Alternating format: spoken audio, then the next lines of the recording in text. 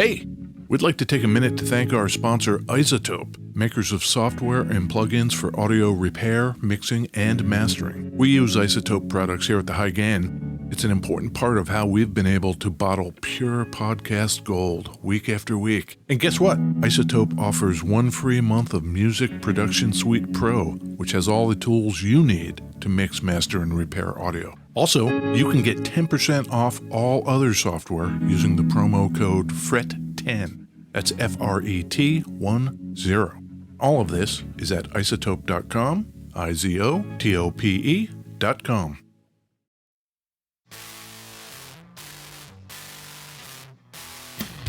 Hey, this is Ed Peterson. And this is John Kilticka. And this is the High Gain Podcast. High Gain Podcast, Ed. Yeah. What do we talk about, John? Oh, we always talk about guitars because we love them. Always talk about guitars. Where do we record the High Gain Podcast from, John?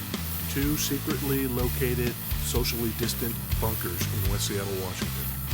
That's 100% correct. Yeah. That's right. My socially distant bunker it's pretty good. It's pretty good.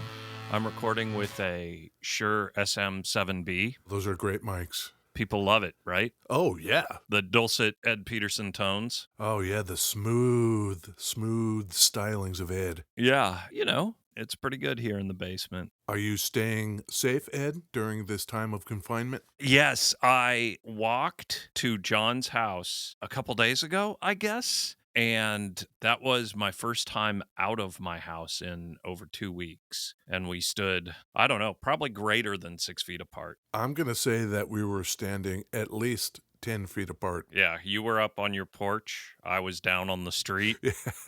We were socially distancing. Yeah, I had a face mask on. That was very stylish. Vicky made it. Vicky made a bunch of face masks for the family. That's awesome. Yeah, I guess we should get some high-gain fabric and make high-gain face masks. That'd be dope. I suppose we could sacrifice a couple of T-shirts. Yeah, Ed and John walking around promoting our podcast on our face. On our Corona masks. I don't even know what that says about us. Maybe I won't do that. It's cool. Ain't no sunshine when she's gone. It's not warm when she's away. Ain't no sunshine when she's gone, and she's always gone too long. Anytime she goes away.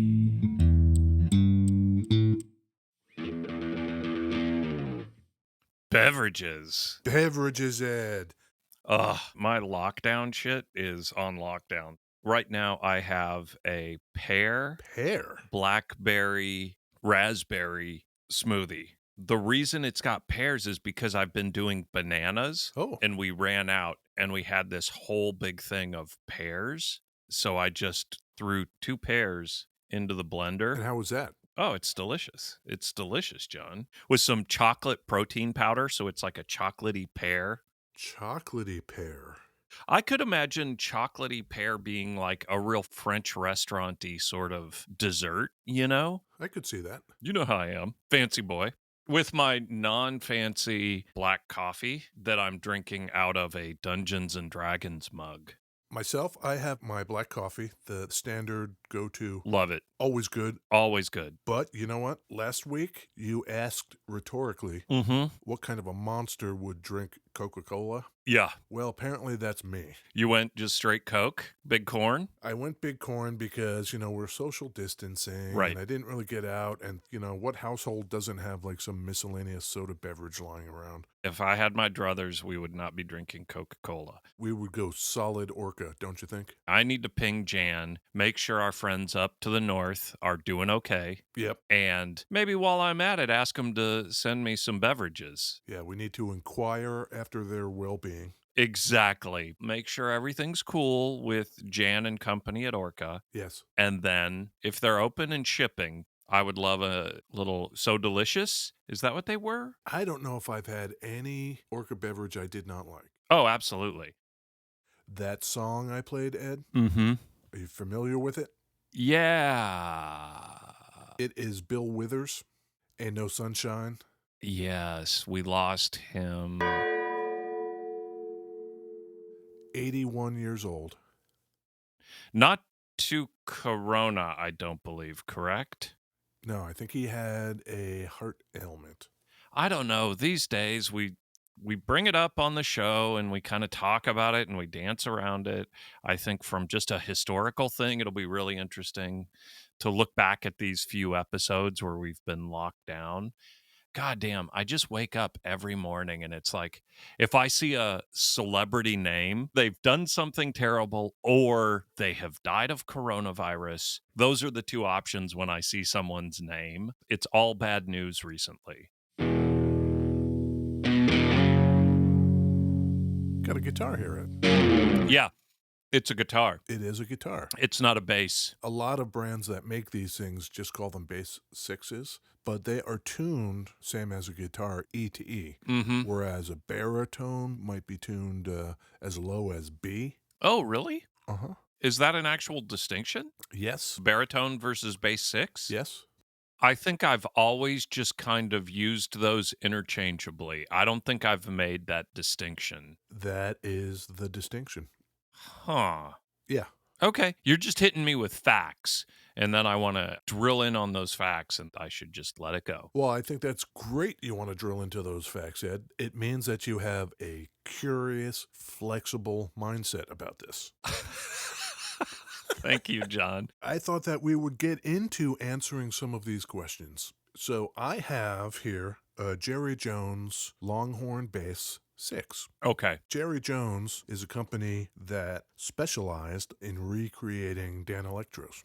I say that in the past because they ceased production in about 2011. Okay. The vintage Dan Electros, you know what the beef is with them. Like, oh, the tuning machines are kind of crappy and Right. the pickups and the bridge and all the kind of things that we know about the old Dan Electros. Yeah. Jerry Jones decided, I'm going to fix that. I don't know which one you have. Do you have a Longhorn? I do. That's what I picture Jerry Jones. And they made the weird like sitar. They did? But was the Longhorn, was that a Dan Electro body style? It was. Huh. I picture that body style straight up Jerry Jones. Nope. Huh. Jerry Jones didn't do anything that was not a Dan Electro. At that point, the IP or whatever was up for grabs, or did he actually license the body styles? As far as I know, he was clear to do it. Into the 90s, Dan Electro started reissuing its own stuff, and I wonder if the renewed interest and popularity of that led to Jerry Jones going out of business. I don't know. I wonder if vice versa. Did Dan Electro start remaking their stuff because of Jerry Jones? That could very well be, sure. Huh. So this started, Ed, Okay. in 1956.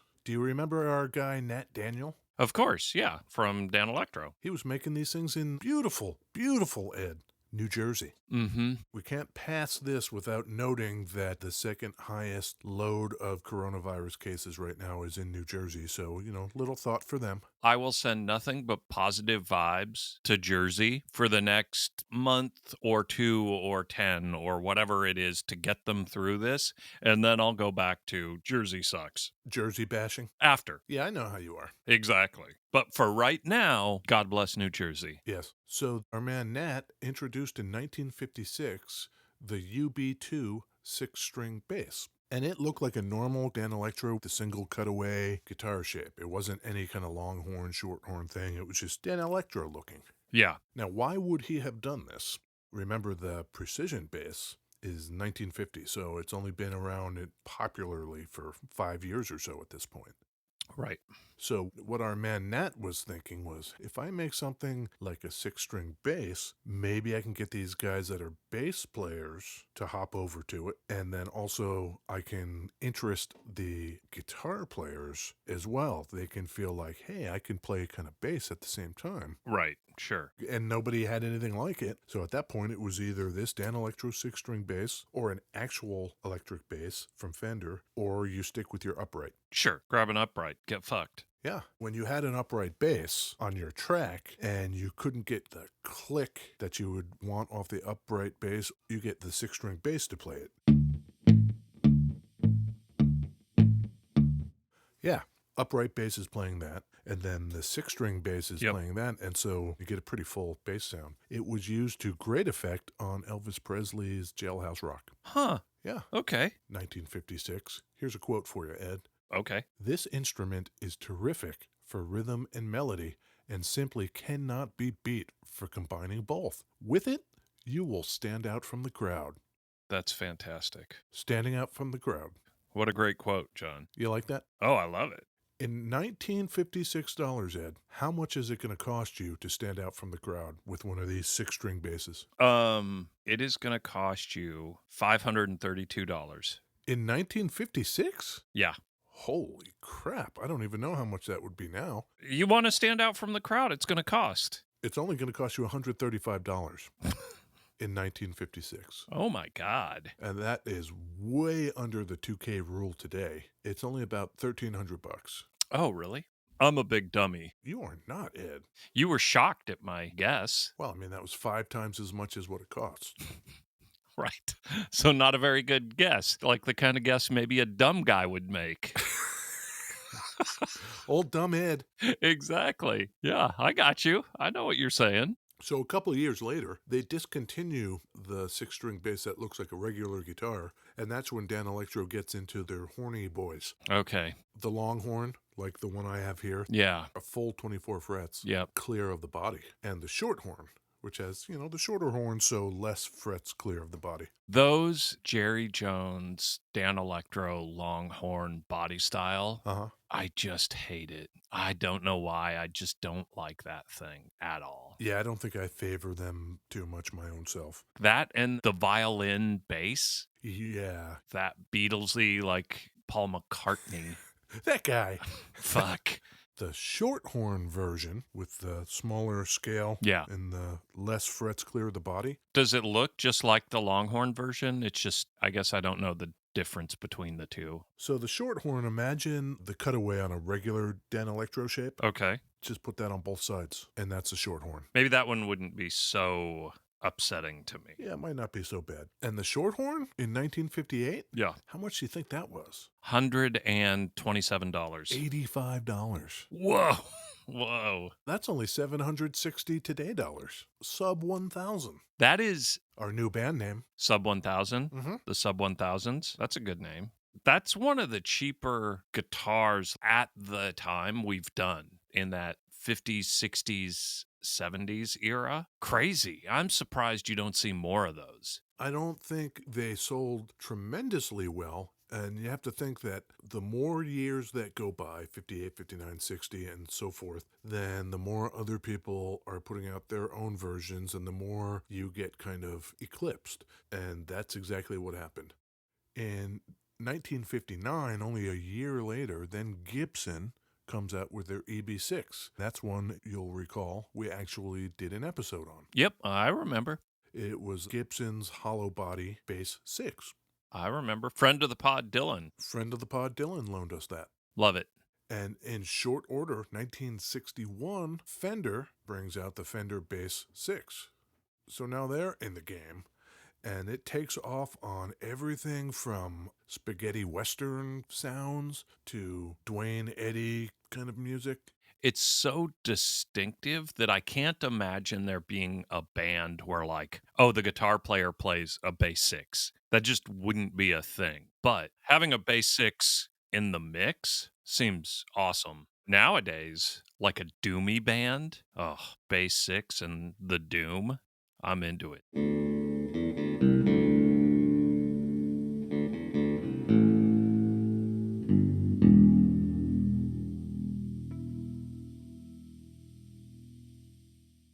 Throw some fuzz on it.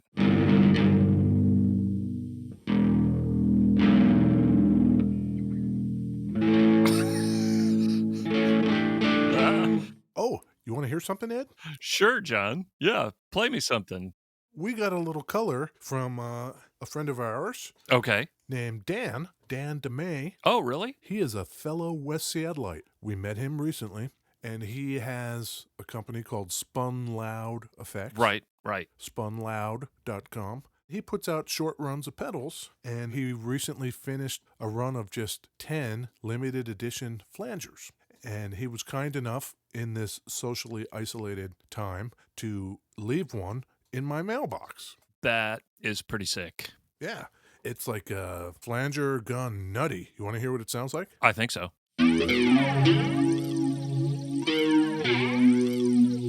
Yes.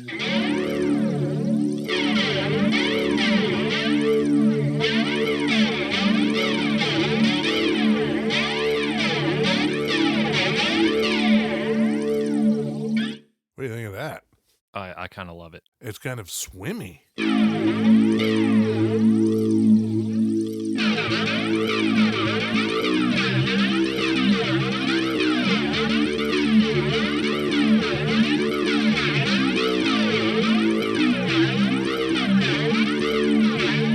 Do a little of that "Come As You Are." Doon, doon, doon, doon, doon, doon, doon, doon. You know.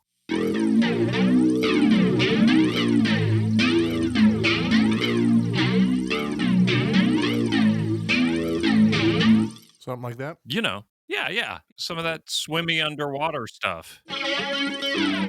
Our man Dan designed and created this pedal specifically for Chris Rest. Do you know the band Lagwagon? I do, yeah. SoCal boys. Punk pop kind of thing. Okay, so he made one for Chris Rest, who's a guitar player in Lagwagon. And now... And so then I guess he decided to make a limited run of 10. So if anybody wants in on this wacky flanger pedal... Yeah. Which actually isn't called a flanger pedal. It's like flanger phaser kind of thing, right? It is called Leon's Railer Phaser. Ooh. If you go to spunloud.com... Yeah. What our man Dan says about this pedal is, quote, just 10 of these pedals are available, and that will be all. Order one while you can. Just 10. From beautiful West Seattle. West Seattle, he's one of us.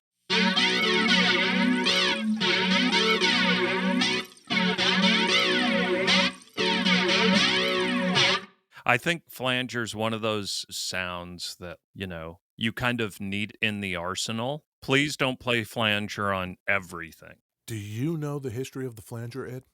Oh, no. Have you ever seen a reel-to-reel tape machine? 2 reels, yes. I'm super familiar. One reel feeds the tape through the machine, and the other reel takes the tape back up. Yep. The speed is kept uniform by the motors in the tape machine. What happens if those 2 reels are not moving at the same speed?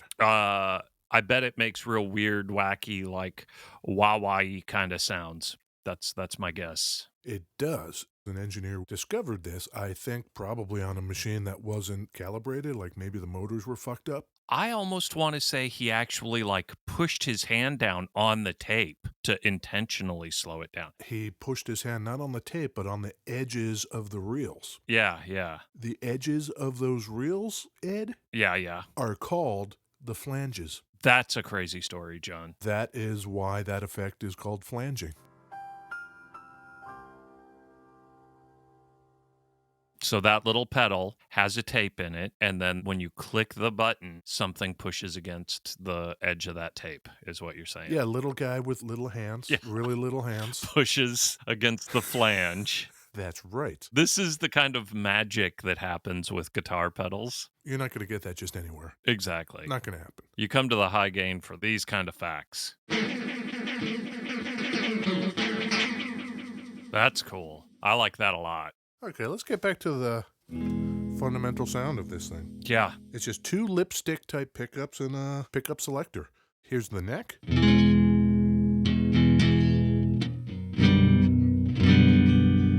Here's the bridge. And both. I could imagine a guitar playing the chord, and then you just double it on this thing, and it's going to be a pretty fat sound. Yeah, that's what I was saying. I don't think you want just a bass 6, but I think that combined with the regular guitar, killer. Great. Yeah. Yeah, Jerry Jones made these, and then 2011 retired. If you go to, I think it's Jerry Jones Guitars, there's kind of like a stub of a page left that announces that, yes, they are no more. And it has a list of all the models they made and how much they might have been in 2011. Right. He says that he ceased operations and sold all the equipment in the factory. That thing you just said, sold all the equipment in the factory. So those Jerry Jones guitars, were they all made in the U.S.? Nashville, Tennessee. All of them? All of them. Man, I think just because of their Dan Electro body styles, I think even back in the day, I just pictured the Jerry Joneses as also like an import. I don't think I've ever actually played one. They were really popular because, as I mentioned earlier, he took the old kind of beloved designs, but then made them better. Yeah. Made them more reliable in terms of tuning. Wound his own pickups, so those were maybe a little less noisy than the original Dan Electros would have been. That I did not know. I did not know they were all Nashville. Crazy. It does make me think that one of these in just a regular shape could need to be in my arsenal. The Bass 6. Yeah. Yeah, it would be fun. It certainly would be cool to record with. And I like the sound of this one probably better than the Fender or the Squier Bass 6 that's out now. The Squier with the electrical guitar company necks, those are pretty cool. Those are pretty cool. Gretsch makes a Black Falcon Weird Bass 6 that's pretty cool. It's got a tremolo arm on it. Huh. Did anyone play that Longhorn style? Glenn Campbell. Yeah. We love the Glenn Campbell. He was part of the Wrecking Crew. They were the group of kind of first call studio musicians in Los Angeles. How much of your childhood was spent watching Hee Haw? Quite a bit, probably. I watched quite a bit of Hee Haw, and he was on there all the time. He was the badass who was like top of the list. Did we lose him? Oh, man. Yeah, Alzheimer's. Oh. So what I was going to say with that Jerry Jones Longhorn style, it's either your thing or it's not. I'm sure there's a lot of people who just love that body style, and you have to know it's weird. I really dig the Breadwinner, which is a weird body shape kind of thing. But like, man, I am just not into that Longhorn. Not my thing, John. I sure do like the sound of it. Yeah. It's nice. I like it. Where'd we get that from, John? We borrowed this one from Uncle Frank over at thunderroadguitars.com. That's fantastic. Uncle Frank and myself, both wearing masks. Great. Wiping down everything, staying 6 feet apart, which is really hysterical. Dude sets the guitar down and then backs away. Slowly. And then I come pick it up and back away. Mm-hmm. Handoff complete. Yeah, and he is still shipping guitars out. He is. He's doing limited physical deliveries. Yeah. But he is shipping stuff out. His website, thunderroadguitars.com, 100% functional. Yeah. And he's still getting things in, not as much as he was when the shop was open on a daily basis. Do you know, did Fender shut down their, manufacturing? Oh, that's a good question. Didn't the governor shut the whole state down? Yeah, pretty much, yeah. Man, crazy. Well, we're still going to be here doing our thing, Ed, because we're brave that way. Yeah. I've been posting a little bit on the Twitters, Uh-huh. I've been more Instagram-y, Facebooky. Yeah, maybe the Pinterest. You're out there on Pinterest just banging those boards, right? I added a whole bunch more beverages to Pinterest for people following our beverage game. At the High Gain on Pinterest. Check it out. You and my mom. I don't know if you're friends with my mom, but you should probably get on that Pinterest game with Dot. Does she like beverages and guitar ads and effects pedals and all of that too? She likes Pinterest. I'll tell you what, we do get mail saying, hey, so-and-so like one of your things. TheHighGain.com. TheHighGain.com is also a great place to go. Instagram. LinkedIn. Patreon. Oh, patreon.com/TheHighGain. Yeah, I posted some beverage stuff this last week. Ooh. Great. So we're out there. We're out there on the internets. There we go. And so everybody stay healthy, be safe. Absolutely. And we'll be back here, I think, next week, John. Let's come back. Do it again. I think that we should. Okay. Let's do it again, Ed. Cool. Solid work, John. You too.